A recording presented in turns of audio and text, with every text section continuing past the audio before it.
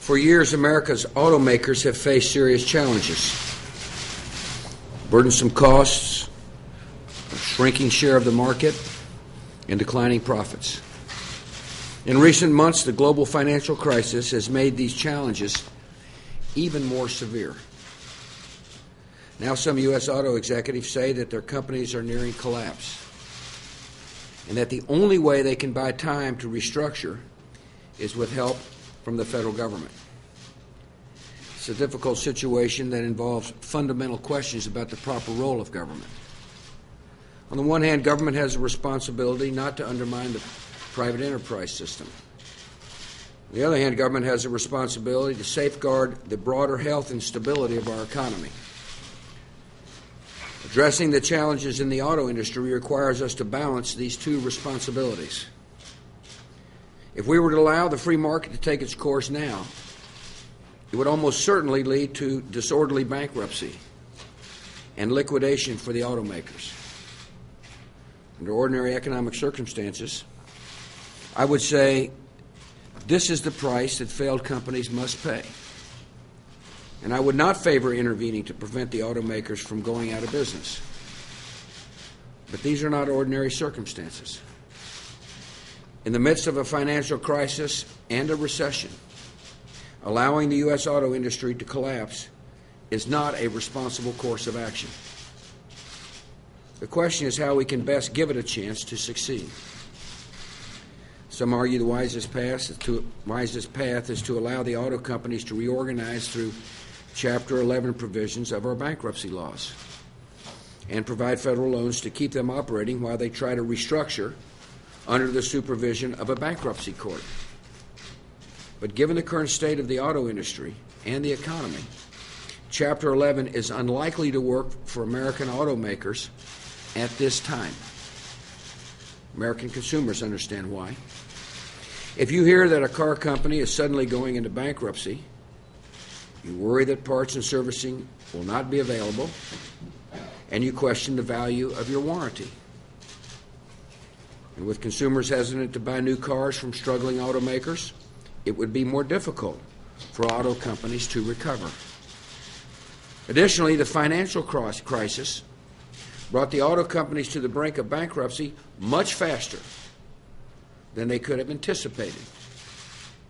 And they have not made the legal and financial preparations necessary to carry out an orderly bankruptcy proceeding that could lead to a successful restructuring. The convergence of these factors means there is too great a risk that bankruptcy now would lead to a disorderly liquidation of American auto companies. My economic advisors believe that such a collapse would deal an unacceptably painful blow to hardworking Americans far beyond the auto industry. It would worsen a weak job market and exacerbate the financial crisis. It could send our suffering economy into a deeper and longer recession. And it would leave the next president to confront the demise of a major American industry in his first days of office. A more responsible option is to give the auto companies an incentive to restructure outside of bankruptcy and a brief window in which to do it. And that is why my administration worked with Congress on a bill to provide automakers with loans to stave off bankruptcy while they develop plans for viability. This legislation earned bipartisan support from majorities in both houses of Congress. Unfortunately, despite extensive debate and agreement that we should prevent disorderly bankruptcies in the American auto industry, Congress was unable to get a bill to my desk before adjourning this year. This means the only way to avoid a collapse of the U.S. auto industry is for the executive branch to step in. The American people want the auto companies to succeed, and so do I. So today I'm announcing that the federal government will grant loans to auto companies under conditions similar to those Congress considered last week. These loans will provide help in two ways. First, they will give automakers 3 months to put in place plans to restructure into viable companies, which we believe they are capable of doing.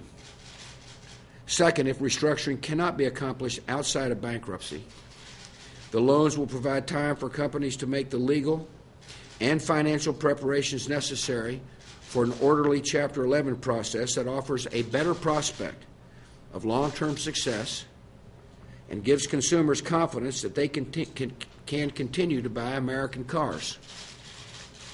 Because Congress failed to make funds available for these loans, the plan I'm announcing today will be drawn from the financial rescue package Congress approved earlier this fall.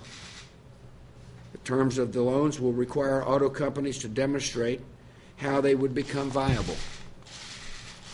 They must pay back all their loans to the government and show that their firms can earn a profit and achieve a positive net worth.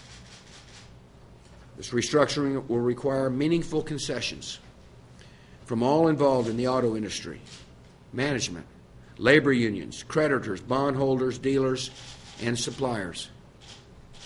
In particular, automakers must meet conditions that experts agree are necessary for long-term viability, including putting their retirement plans on a sustainable footing, persuading bondholders to convert their debt into capital the companies need to address immediate financial shortfalls, and making their compensation competitive with foreign automakers who have major operations in the United States.